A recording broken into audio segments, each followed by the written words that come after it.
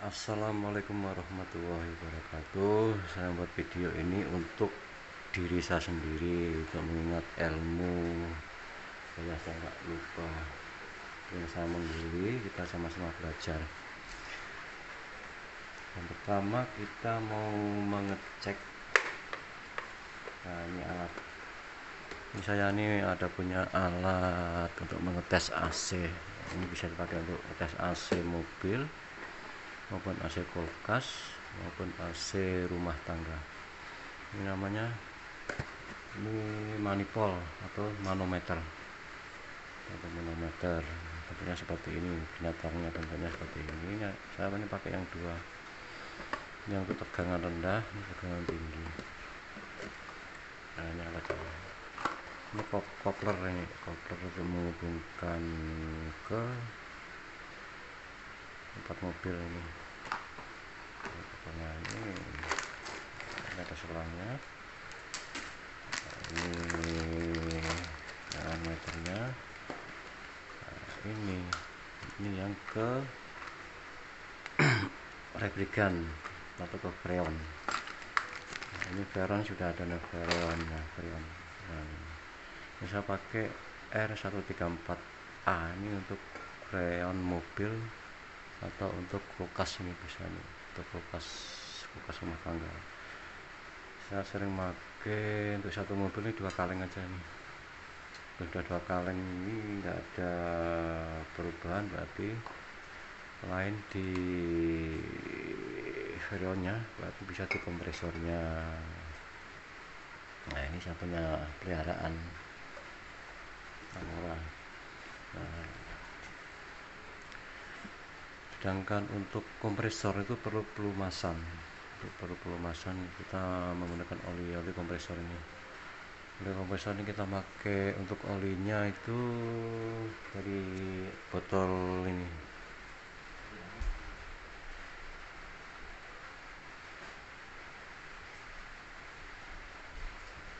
Ukuran ini kalau kita pakai untuk oli kompresor mobil itu kita pakai 1/4 aja, segini aja nih. Nah, ini tergantung olinya habis enggak. Kalau nggak habis ya nggak usah bidang kompresor. Kalau habis kita pakai 1/4 aja nih.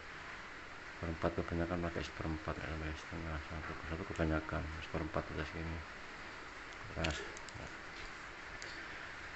Nah, itu kita ada receiver dryer.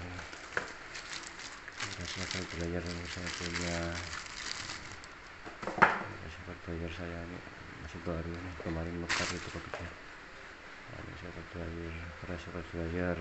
Kalau mobil lain nggak seperti ini bentuknya. Ini untuk mobil Korea, tapi cara fungsinya kerjanya sama saja antara mobil Korea, mobil Jepang, sama semuaan sistem kerjanya.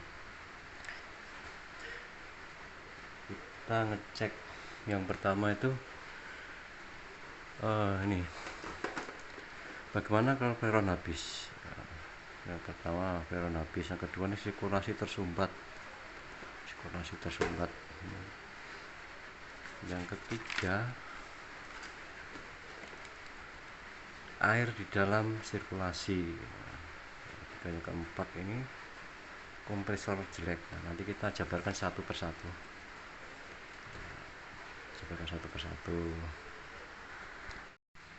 Mari sekarang kita pasang manifold atau manometer ini. Nah, ini jangan sampai salah kita masang ini untuk selangnya ini. Oke, untuk selangnya yang lurus ini, nah ini lurus. Nah, ini agak belok ini. Nah, ini agak belok ini di bawah. Lurus ini kita masukkan ke sini nih, yang merah ini. Ya. Nah, ini. Yang merah, jadi selang merah ke merah, sampai itu ke biru. Kalau yang kuning ini nanti ke freon. Nah, kita masang koplernya, ini kopler untuk menyalurkan yang ke mobil ini. Nah, ini kita pasang koplernya di sini, ini belok ini kok. Ya, kita putar. Nah, ini. Nah, kalau di mobil ini yang biru ini untuk tekanan rendah. tekanan rendah nih, tekanan rendah. Kalau yang merah ini untuk tekanan tinggi, dimasukkan ke dalam pipa di dalam AC mobil, masukkan, lalu masuk ke tutup. Nah, itu. Sekarang kita lanjut yang kuning ini. Nah, ini kita pasang ke freon. Nah, sekarang kita pasang ke sini, ini dulu. Ya. Nah, sini, taruh ke sini.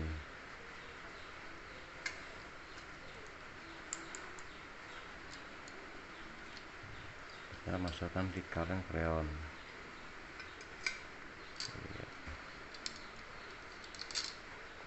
Ini tinggal masuk ya, tekan dikit.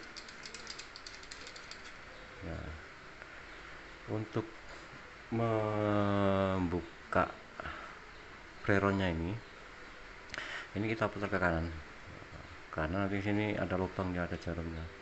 Setelah kita lubangi pakai ini alat yang untuk lubangi,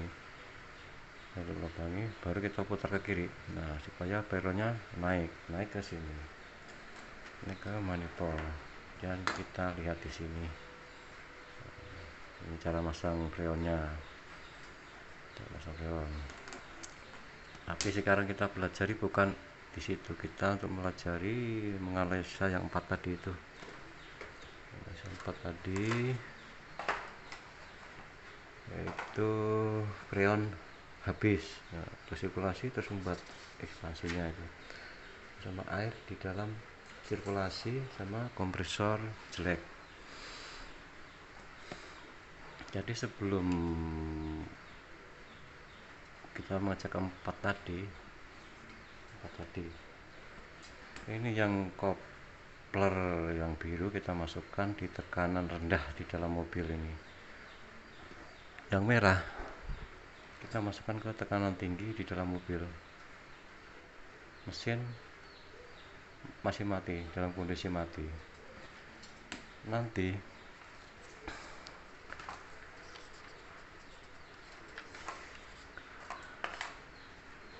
Nanti jarum, nah ini jarum yang satu kita permasalahkan, yang satu nih freon habis. Nah, freon habis ini. Setelah kita masukkan yang tekanan tinggi yang merah sama tekanan rendah yang biru di mobil, kalau freonnya habis, nah jarum ini mesin mobil masih mati berdiri. Jarum yang tekanan rendahnya ini di angka 0, sama juga yang merah di tekanan tinggi ini di jarumnya di angka 0.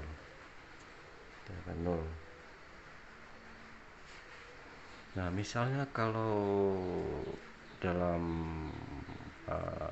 rangkaian AC dalam mobil itu ada kebocoran, misal di dalam selang, pipa, atau sambung-sambungan dalam pipa sambung-sambungan. Untuk tekanan rendahnya ini dia bisa turun ke 25. Ini posisi mesin mobil masih mati. Tekanan rendahnya di jarum menunjukkan angka 25. Sedangkan yang tekanan tingginya di sini ini bisa menunjukkan angka 50, atau turun atau naik dikit, tapi nggak sampai melebihi daripada 200 ya. Sama juga yang ini bisa 0, bisa 25, bisa 10, nggak mau melebihi daripada 20 atau 35 di bawahnya dia kalau ada freon kebocoran. Itu mesin masih mati, belum dihidupi. Sekarang kita membahas yang kedua, sirkulasi tersumbat. Sirkulasi tersumbat ini ada banyak kemungkinan. Yang pertama, bisa diekspansi, bisa di kondensor, bisa di evaporator. Kalau tersumbatnya di air pasir pasti timbulnya bunga es. Nah, ini untuk tegangan rendahnya ini, kalau sudah ekspasinya ada bunga es, ini tekanan rendah yang biru ini. Nah, tekanan rendah ini, kevakumannya, tegangan rendah ini mesin mobil hidup ini. Untuk kedua ini mesin mobil hidup, tekanan rendahnya ini mengalami kevakuman. Jarum di manifold bisa menunjukkan angka 0, bisa turun sampai ke min 30 karena mengalami kevakuman. Sampai 30. Untuk yang tekanan tingginya nih, tekanan tinggi, bukan tekanan tinggi sampai bisa 200, 250, 300, bahkan bisa melebihi. Nah, jadi yang tekanan tingginya nih naik terus karena mengalami sirkulasi kesumbat.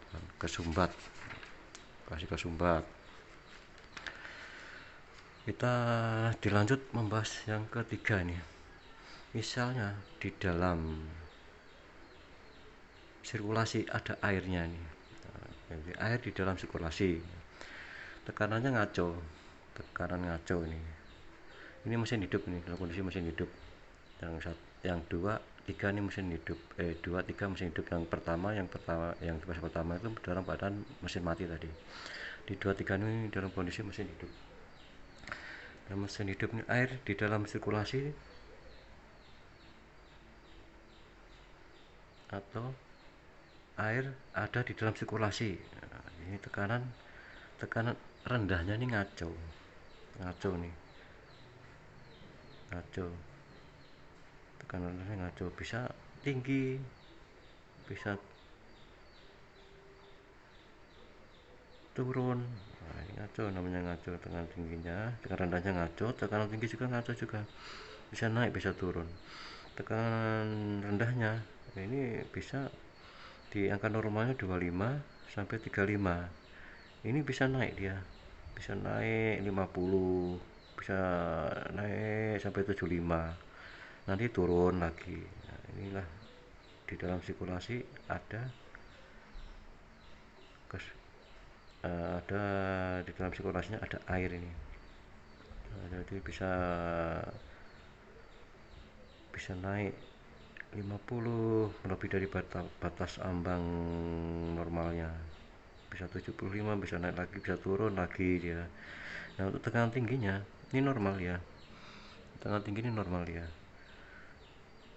nah, normalnya angka 200 sampai 225.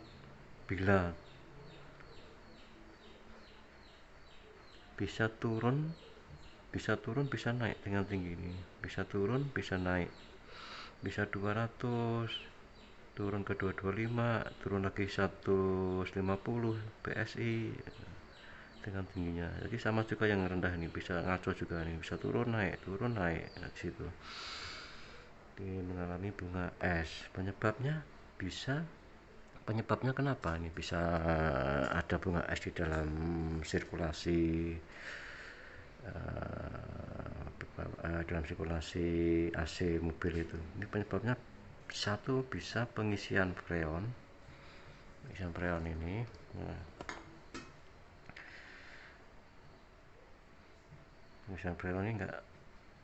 pengisian freon bisa, terus pem vakuman. Yang kedua bisa pem vakuman salah satunya. Yang ketiga bisa filter. Nah, reservoir dryer ini. Reservoir dryer ini kotor. Kotor untuk menyaring replikan ini. Jadi ini tidak bisa untuk menyaring replikan. Ini sebenarnya fungsinya untuk menyaring replikan oli dan menyerap air dan udara di dalam saluran AC mobil ini.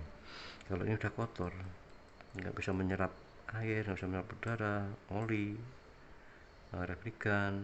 Jadi dia larinya ke saluran AC tadi ya, jadinya bisa timbulnya bunga es gitu.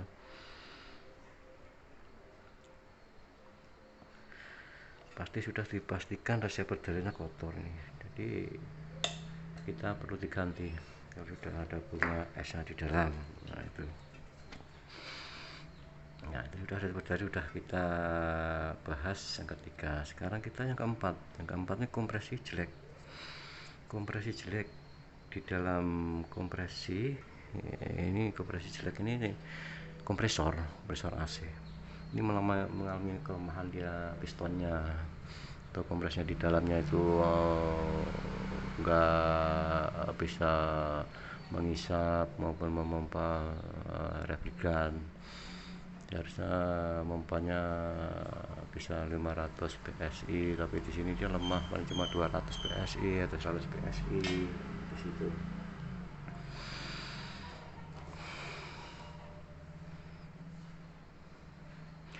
Untuk kompresi lemah ini untuk yang tekanan rendah ini normal. Tekanan rendah normal ya, di angka 25 35.